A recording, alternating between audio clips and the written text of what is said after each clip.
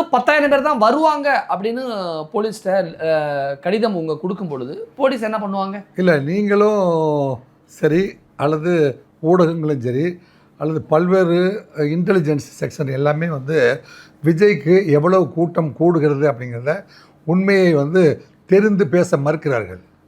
சரி, பேச மறுக்கிறார்கள். சரி, நாங்க உண்மை பேசாம இருக்கட்டுமே, ஏன் விஜய் தரப்புல இருந்து வெறும் 10,000 பேர் தான் வருவார்கள் அப்படின்னு ஏன் சொல்லணும்னு நான் கேட்கிறேன். இல்ல, வெறும் 10,000 1,00,000 பேர் வருவாங்கன்னு விஜய் தரப்புல இருந்து அந்த கடிதத்துல மென்ஷன் பண்ணி. அதுக்கு தான் நான் சொல்றேன், விஜய் தரப்புல இருந்து அட்வான்ஸ் லைசன் டீமுக்கு சரியான ஆட்கள் இல்லைன்னு சொல்றேன். விஜய் கூட புத்திசாலித்தனமான ஆட்கள் இல்ல, பிளான் பண்ணக்கூடிய ஆட்கள் இல்ல. பிளான் பண்றதுக்கான. அப்ப இது யாருடைய தோல்வி? இந்த மரணத்துக்கு யார் பொறுப்புங்கிற கேள்வி. இல்ல, விஜய் தரப்பு இப்போ விஜய் ஒரு கட்சி வச்சிருக்காருன்னு வைங்களேன். இப்போ திரு சீமான் வச்சிருக்காரு, திரு ஏடிஎம்கேல வச்சிருக்காங்க, பன்னீர்செல்வம் கூட ஒரு இயக்கம் வச்சிருக்காரு. 2 நாளைக்கு முன்னாடி அதிமுக கூட்டம் போடுது, எந்த அசம்பாவிதமும் இல்ல.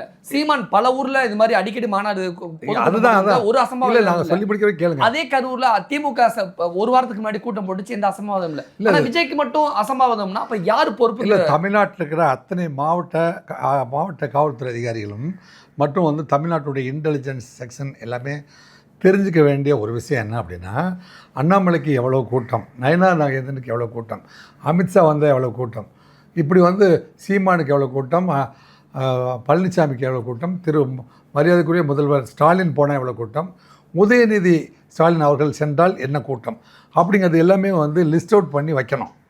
அப்ப இது காவல்துறையை பொறுத்தவரைக்கும் விஜயோட மைண்ட் செட்டுமா? அதிமுகவுக்கு எடப்பாடிக்கு கூட்டத்தை விட நம்ம இன்னும் ஜாஸ்தியா நம்ம காட்டணுங்கிற மனப்பான்மையில தான் தன்னுடைய கரூர் வேற ஒரு மாவட்டத்தை ஃபிக்ஸ் பண்ணிட்டு திடீர்னு கரூரை மாத்துறாரா அடுத்த 2 நாள்ல? அப்ப அதே இடத்துல நம்ம கூட்டத்தை காட்டிட்டோம்னா அதிமுக எடப்பாடிக்கு கூட்டத்தை விட தமிழக வெற்றி கழகத்துக்கு நமக்கு கூட்டம் கூடிடுச்சுன்னு நிரூபிச்சு காட்டுவது தான் இந்த திடீர் கரூர் பிளான் முடிவா? அதாவது அரசியல்வாதிகள் என்ன வியூகம் கூட வகுத்திருக்கலாம். நம்ம பேசிட்டு இருக்கிறது செக்யூரிட்டி ஆஸ்பெக்ட்ல. அப்ப இந்த இடத்துல எடப்பாடி கிட்ட விஜய் தோத்து போயிட்டாரு அப்படிங்கிற ஒரு பொருள் தானே இருக்கு. இல்லை, எடப்பாடி கிட்ட விஜய் தோற்று போனார் அப்படின்னு சொல்ல முடியாது. ஏன்னா எடப்பாடியோட கூட்டம் வேற, தாவேக்காவோட கூட்டம் வேற.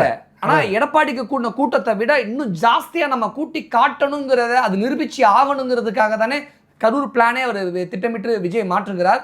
அப்ப மாற்றும் பொழுது தானே இந்த அசம்பாவிதம் ஏற்பட்டு 40 பேர் இழக்கிறாங்க.